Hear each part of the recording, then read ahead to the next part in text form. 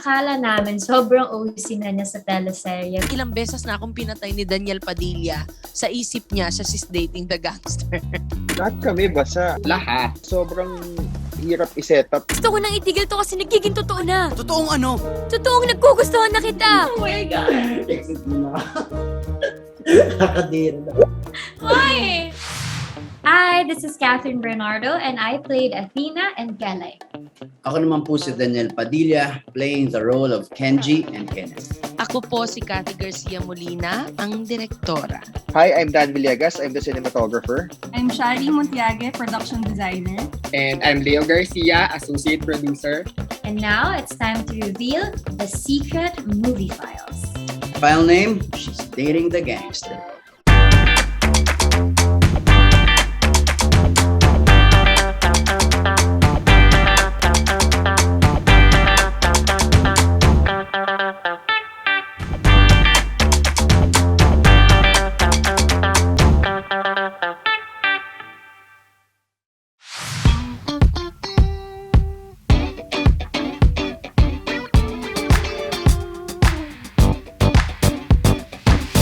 Are they worthy?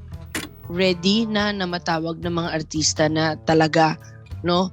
So part of the plan was really to bring out their capabilities as actors. Naka-warm up kami sa Got to Believe, so alam na namin yung expect namin pagdating sa pelikula na mga kasama namin sa Direk Cathy, and sobrang excited kami. Tapos para bigyan kami chance to do a movie with her, iba, parang akala namin sobrang OC na niya sa teleserye. Pero pag sa movie pala, grabe, ibang-iba yung pagka-meticulosa niya. Athena, si Kenji kanina pa namin pinipigilan, ayaw niya makinig. Mr. De Los Reyes, get down! Huwag kayong maniwala dyan. Hindi na itutuloy yan. He's really gonna do it! Hindi ka ba nakukonsensya? Athena, hindi marunong magpiluto! Athena. Ito na yung tatalon ko. Sugutin mo na kasi. Athena! Lula nga yun. Oo. Oh my God, ba't pinagawa sa akin ng Direk Cathy yan? Oh my God, baby Sophia. Kabado talaga yung mukha.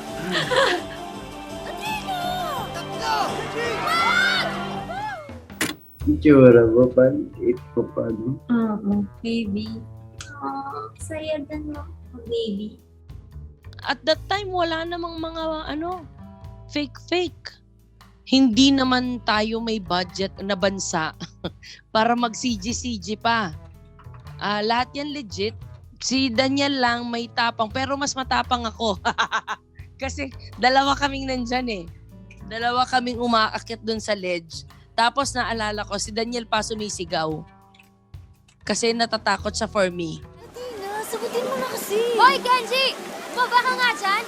Hindi ka mamatay sa baba niyan. Pili lang aabutin mo. Athena, wala ka bang puso? Kung ako gagawa niya, sasagutin ako ni Grace, di ba? Ano ka ba, Athena? Kakapraning at takot ako sa ganung mga matataas na ano. Pero si Direk Cathy kasi inaano ka eh, hahamunin ka. Bago ko gawin yan, siya muna yung gumagano. Ganito gagawin siya. Alam mo yun, so I have to do it. Because you did Ginawa niya eh, so oh my God, man. Si Direk Cathy, sinampulan yun eh. Siya yung tumayo eh. Oo, wala na siya magagawa. Ginawa na ni Direk Cathy eh. Nang walang harness. Ngayon ko lang naalala, ganun lang pala kanipis yung tinatapakan ko. Medyo delikado pala, no? Ginawa niya. Pero mahirap yung shot na yun ha. Kasi ako nakasakay ako sa crane nun. Nasa dulo ako nung ano eh. Sa building. Oo, sa building. Well prepared naman yung prod kasi pag ganyan, basta sila buong araw, pero meron naman pampainit at mga tuwalya dyan.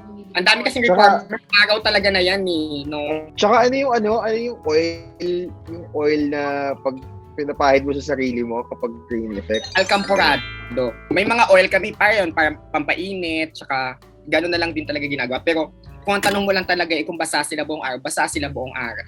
Tapos nung harness, yung una, kala mo takot sila lahat, pero nung dulo, lahat sila gustong magpaka-harness na eh. Sinishare ko yun kasi pati ako nakilaro eh.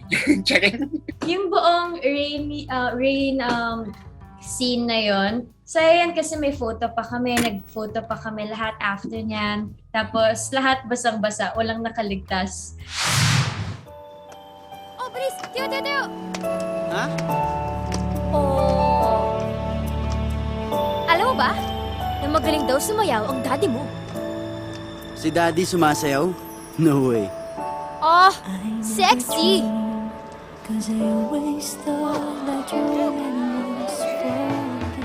Yung shoot namin yung bar scene, importante kasi talaga yung dahil isang marker din sa book na kinuha talaga natin yung pagsabi nung yun, I can't breathe. So yun, kasi ibig sabihin nun I love you dun sa book. I can't breathe.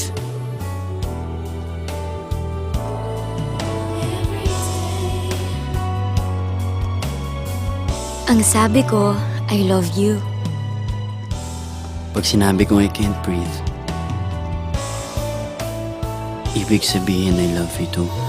I had the best time of my life shooting yung 2 dancing sequences because I know in my head how I would do it.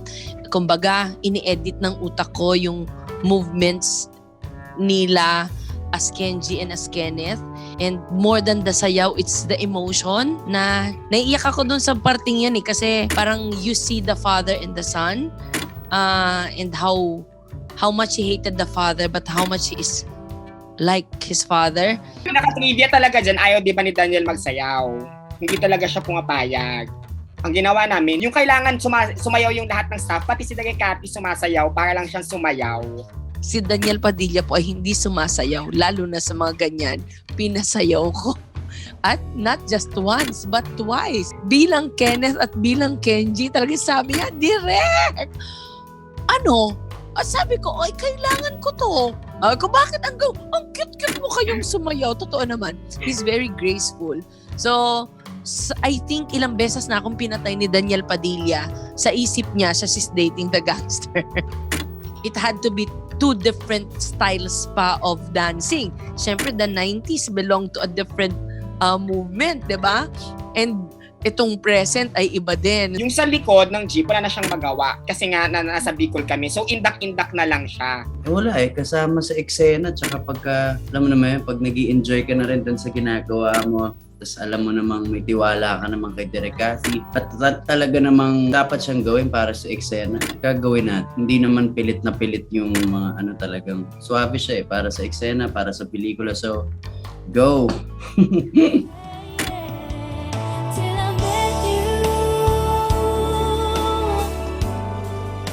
I love you. I can't breathe.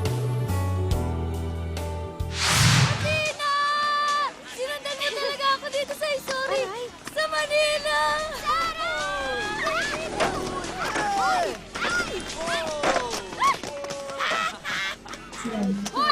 Marco Pilingero, hindi na natutuwa. Grabe, inabot tayo pagkakita.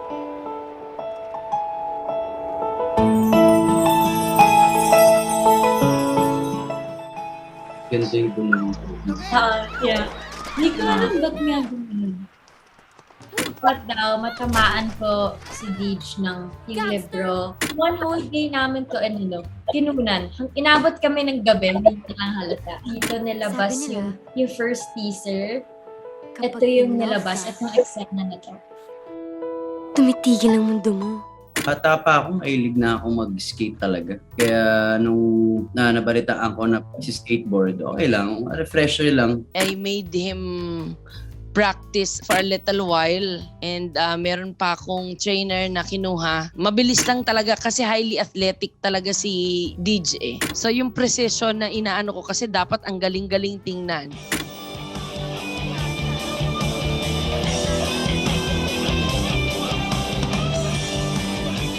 Dito na! Kenji! Kenji, ano ba? Kenji, Ito yung sabi ko na- Hindi ganon! Lamban.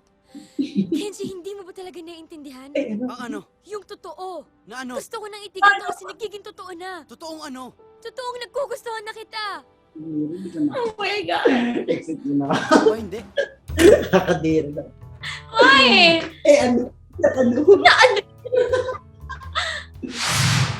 Yung nasa hagdan, yung sa bilyaran. Mga start pa lang yun to sobrang di ako makapasok pa dun sa character. Sobrang hirap niyan. So, kinunan siya before launch, tapos hindi pa rin namin makuha, ako lalo, hindi ko makuha yung kailangan na emotion. Ewan ko, for some reason, hirap na hirap ako sa scene na yan. Sobrang hirap. Yan yung pinaka-challenging sa akin. Itigil na natin tong deal na to.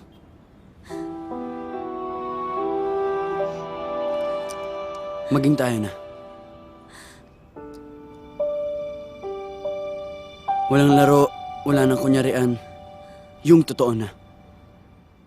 Medyo alien pa sa kanya yung emotion. Napaka complex na emotion, no? Eh, bata pa niyan si Catherine eh. Tapos, parang wala namang alam sa love. Di ba yan ang totoo kay Catherine? Para siyang baby. Parang baby si Catherine na wala pa masyadong pains and napakadaling umiyak para kay Catherine. Alam mo yun, kaya lang ito yung mga panahon na pinapatay mo nanay, pinapatay tatay, lahat na lang pinapapatay mo para lang umiyak siya. But this one was different. Iyak siya ng isang taong nagmamahal at nahihirapan between the two choices in her life kasi ikamamatay niya both literally and figuratively. Naintindihan ko naman na gusto niyong hayaang magkaroon ng normal na buhay ang anak mo. Pero ngayon pa lang, tanggapin na natin na hindi pwede ang normal na buhay para kay Athena. Hindi mo pa napagdaanan, parang hindi mo alam yung emotion na totoo, di ba? Ilang taon lang ako niyan, parang anong alam ko sa love, sa pain during that time. So, siguro... Doon papasok si Dereka. Yeah. Ang ginawa ata natin yan, imbes na may baklas, hindi na tayo bumaklas, talagang pinagpahinga si Catherine.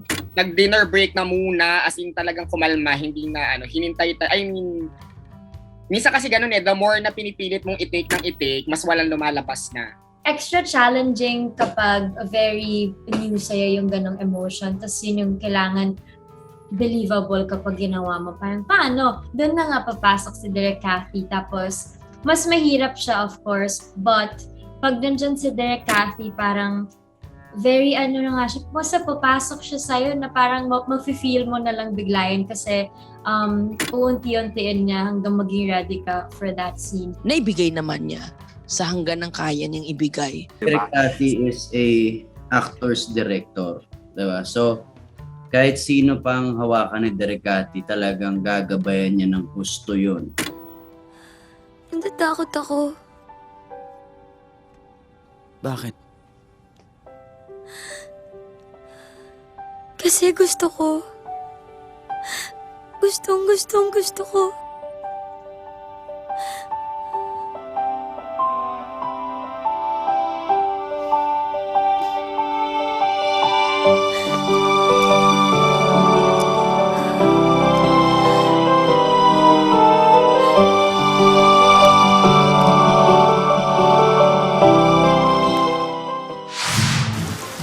Ayaw mo pa rin! I can't breathe. Totoong nagkugustuhan na kita! Gangster! Gangster ang daddy ko? Ang taas! Malaking tulong ang Got to Believe para sa pelikulang to kasi sa Got to Believe, nandun yung kwento namin kung paano kami nag-break the ice. The trust was there already between the three of us. Up to now, yan yung favorite movie namin ni Deej pareho. Parang may special spot parate ang She's Dating the Gangster sa amin. Kasi nga, one, isa yan sa una namin ni Derek Cathy. Tapos two, sobrang gusto namin yung material na yun. So, yun pa rin yung favorite ko personally. So, nakita nyo naman na naging kita yung dun sa buhok na yun. So, pretty. Marami pa kaming i-reveal na secrets. Kaya naman, abangan nyo pa ang iba naming episodes. Just subscribe to Star Cinema's YouTube channel for more of She's Dating the Gangster.